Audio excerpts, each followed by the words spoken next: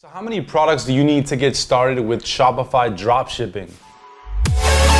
For those of you guys that don't know me, my name is Juan Valdez, and if you haven't already, make sure you hit that subscribe button, join the VFam. The VFam is a community and a movement of people that are aspiring to do a lot more than what society is out for us to do. I get tons of questions on Instagram, Snapchat, Facebook, email, you name it. And one question that I do get asked frequently, for beginners is, how many products you need to get started. This is actually a topic where at first I didn't really understand, how to go about it or, how many products you actually need to get started. But as time started to go on, we started testing different stores, different niches, things like that. You don't need a ton of products for your Shopify store, right? You want to eliminate as many things as possible that keep you back from getting the ball rolling, right? If you just for some reason find out or you decide that you need, let's say 12 or 20 products to, kind of get the ball rolling in your store, that's going to delay your process a little bit because now you know that you have to do product research for 12 to 20 products. Rather, if you did product research for less products, you'd be able to get started a lot sooner. When it comes down to it, you want to have the right resources so that you can actually start your store as soon as possible. You don't want to delay it. And obviously, doing more product research, finding more products, things like that can also delay it. So, just to kind of cut right to the chase, you don't need as many products to actually get started with your store. When customers come on your store, if they see too many product options, like they see products everywhere, all over the place, everywhere they go, they have too many options.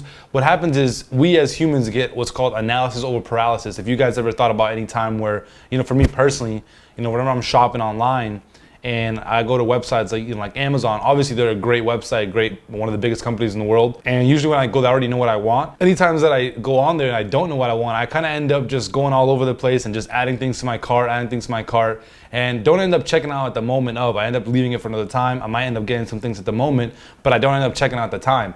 And one of the reasons why that happens is because when we see so many options, it's a lot harder for us just to decide on one thing to get. So you want to start off real simple, right? You want to have a basis amount of products. It doesn't have to be anything too crazy, just enough for you to launch your store and start getting things going. Obviously, later on, you can always add more products, so you don't have to worry about, when first getting started, like not having enough, because you can always add more. Again, you want to make it very easy for, your customers to make a decision, so you don't want to have too many options. Depending on, obviously, if you have a general store or a niche store, will depend a little bit on how many products you should start with. Based on my experience, a decent amount of products you want to have in your stores, anywhere from 6 to 8 products. Usually 6 to 8 is a good amount for you to get started. You don't have to overload your store to kind of get started. A general store, obviously, you're going to be testing a lot more, and you'll probably have a little bit on the higher side, maybe like 8 or more products or so, around that range, just because obviously you have a lot more options, and you're obviously going to be testing a lot more products rather than just testing within a niche. They're both great options to start with. You want to make sure you're staying around that range though, because any more,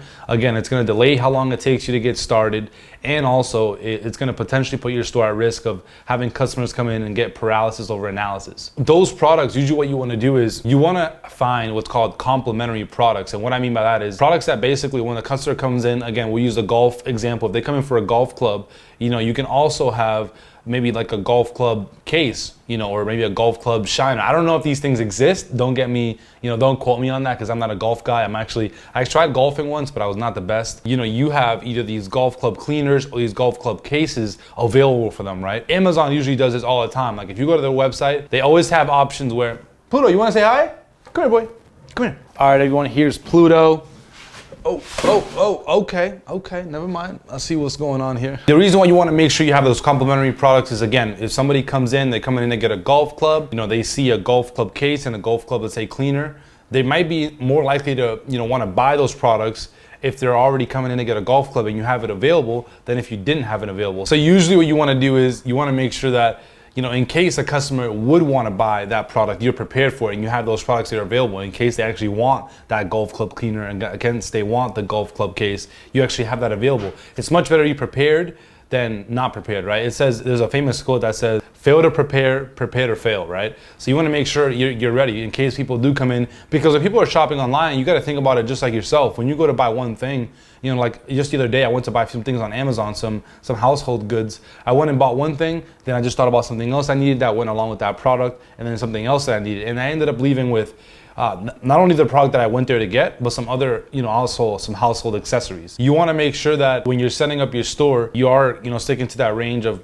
6 to 8 products or so. You can kind of test it. You want to stick to that range, and also, make sure you're keeping in mind the products you're adding. A majority of the products that's going to be in the store are probably going to be very close or similar to the ones that, to each other. If you have a general store, if you're probably usually going to have like 1 or 2 products that you're going to start driving traffic to. So you want to make sure you have at least some type of complementary product to those. This isn't supposed to be like any complicated video. I just wanted to really record this one. It's going to be a short one. And something that I learned from one of my mentors, you want to have the main focus of your store on, some core products. You don't want people coming in and losing their focus, going to see other products and coming to see this. You want people coming in, realizing that these are the main products you have to offer, and your store is kind of built around it. And then again, having different offers for them related to that product, what we call complementary products. So again, I hope you guys got value from this video. If you did, make sure you leave a thumbs up. Also, leave me some feedback, leave a comment below. Let me know, if you guys have tried it before, if you've tested, starting a store with more products, if you've tested starting with a store with less products, and how it's gone for you. And of course, if you haven't already, make sure you hit that subscribe button, join the V fam, and I'll see you guys in the next video. Peace.